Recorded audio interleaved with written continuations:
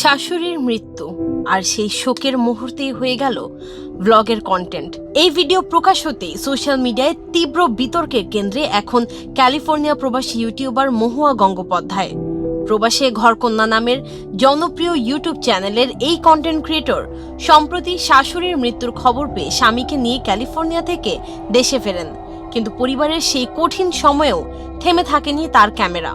হাসপাতাল থেকে মরদেহ বাড়িতে আনা, স্বজনদের কান্না ভেজা মুহূর্ত, এমনকি শ্মশানের শেষকৃত্যের দৃশ্য সবই জায়গা পায় তার ব্লগে। ভিডিওটি প্রকাশের পর থেকেই ক্ষোভে ফেটে পড়েন নেটিজেনদের একাংশ। অনেকের প্রশ্ন, ব্যক্তিগত শোক কি এভাবেও কন্টেন্ট হতে পারে? সবচেয়ে বেশি বিতর্ক তৈরি হয় ভিডিওটির একটি অংশ নিয়ে, যেখানে শেষকৃত্যের চুল্লিকে কেক ওভেনের সঙ্গে তুলনা করেছেন তিনি। সমালোচকদের মতে এটি শুধু অরুচিকরই নয়, বরং অত্যন্ত অসংবেদনশীল। অনেকেই মনে করেন ভিউ আর আয়ের আশায় ব্যক্তিগত শোককেও এখন সোশ্যাল মিডিয়ার বাজারে তুলে ধরা হচ্ছে। কেউ কেউ এই ঘটনাকে অমানবিক ও লজ্জাজনক বলেও মন্তব্য করেছেন। তবে সমালোচনার জবাবও দিয়েছেন মহুয়া।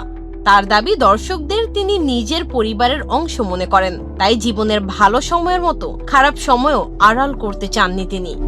মহুয়া আরও জানায়, পরিবারের বড়দের পরামর্শেই স্মৃতি হিসেবে এই মুহূর্তগুলো ধারণ করেছেন তিনি। বিতর্ক আরও না বাড়াতে তিনি বলেন, এই ভিডিওটি থেকে কোনো আয় করছেন না তিনি।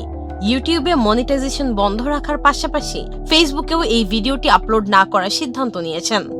তবুও প্রশ্ন থেকেই যায়, ব্যক্তিগত শোকের মুহূর্ত কি সত্যি ক্যামেরার সামনে আনা উচিত, নাকি কন্টেন্টের দুনিয়ায় এখন আর কোনো সীমারেখা নেই? ভালো থাকবেন সকলে।